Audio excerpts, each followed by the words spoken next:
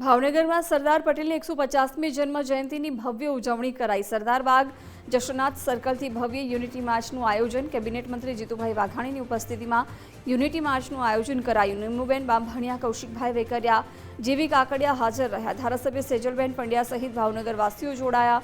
પ્રસિદ્ધ લોકગાયક કીર્તિદાન ગઢવી, માયાભાઈ આહિર પણ જોડાયા। રાજભા ગઢવી, સાગરદાન ગઢવી સહિતના કલાકારો પણ જોડાયા। જીતુભાઈ વાઘાણીના મત વિસ્તારમાં પદયાત્રા કરવામાં આવી। એક ભારતના સંકલ્પ સાથે 10 કિલોમીટરના રૂટ પર પદયાત્રા યોજાઈ।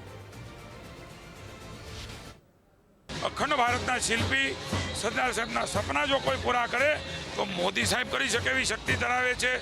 એક સમય હતો સરદાર સાહેબને ભૂલવી દેવાનો, સોમનાથનું જીર્ણોદ્ધાર નહીં થવા દેવાનો, એમની અંત્યેષ્ટિમાં કેન્દ્રીય મંત્રીઓ ન જાય, આ પ્રકારના વિપક્ષીના લોકોએ સરદાર સાહેબને ભારત રત્ન પણ નહોતું આપ્યું। એ બધું જ કામ એ વિપક્ષની સરકાર સિવાયની સરકારોએ કર્યું છે। પણ આનંદ છે કે નરેન્દ્રભાઈ સ્ટેચ્યુ ઓફ યુનિટી બનાવીને આ મહાપુરુષને સમગ્ર વિશ્વની અંદર એક વિરાટ પ્રતિમાની પ્રતિભા બનાવી છે। હું નતમસ્તકે મોદી સાહેબને અભિનંદન આપું છું। અને આ આપણી યાત્રા, આ એમનું 150મું વર્ષ, એમની દિવ્ય ચેતના, એમનો રાહ, એમનો રસ્તો અને ભારત મોદી સાહેબના નેતૃત્વમાં વિશ્વગુરુ બનશે। સરદાર પટેલની 150મી જન્મજયંતિને લઈને કેન્દ્રીય મંત્રી નિમુબેન છે આપણી સાથે જોડાયા છે। વિધાનસભા દીઠ જે પ્રકારે પદયાત્રા યોજવામાં આવી રહી, બેન શું કહેશો? આજે ભાવનગર પશ્ચિમ વિધાનસભાની પદયાત્રા યોજાઈ રહી છે, શું કહેશો?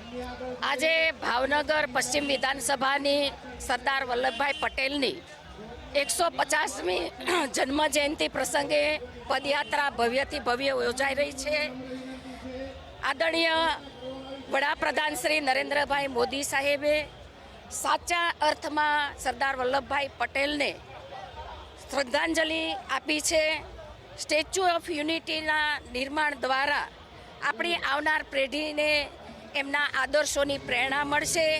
મોદી સાહેબના નેતૃત્વમાં આ વિશ્વની સૌથી મોટી એ પ્રતિમા સ્ટેચ્યુ ઓફ યુનિટી બની છે।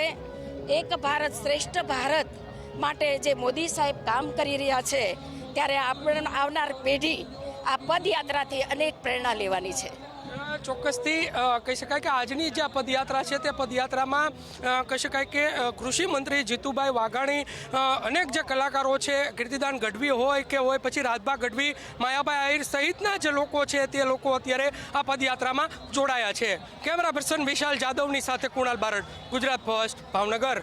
જન્મ જયંતિ નિમિત્તે યુનિટી માર્ચના ઉપક્રમ નિમિત્તે 105 ભાવનગર વિધાનસભાના કેબિનેટ ધારાસભ્ય અને ગુજરાતના કેબિનેટ મંત્રી માનનીય જીતુભાઈ વાઘાણી સાહેબ એમની આગેવાનીમાં આ પદયાત્રાનું આયોજન કરેલ છે। હું, માયાભાઈ આહિર, રાજભા વગેરે સંતો, ઘણા બધા કલાકારો અને આખું ભાવના, આખું પંથક એમાં જોડાય એનો આનંદ છે। મને આ યાત્રામાં સહભાગી થવાનો અવસર મળ્યો, એ માટે હું મારી જાતને ભાગ્યશાળી માનું છું। જય જય સરદાર।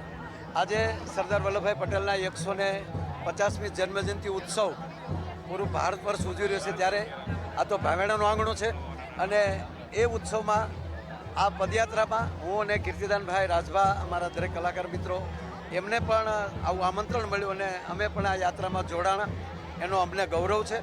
કીર્તિદાનભાઈ કીધું એમ કે આ એક લોખંડી પુરુષ, અખંડ ભારતના ઘડવૈયા એવા સરદાર વલ્લભભાઈ પટેલને એના 150મી જન્મજયંતિની ખૂબ ખૂબ શુભકામના।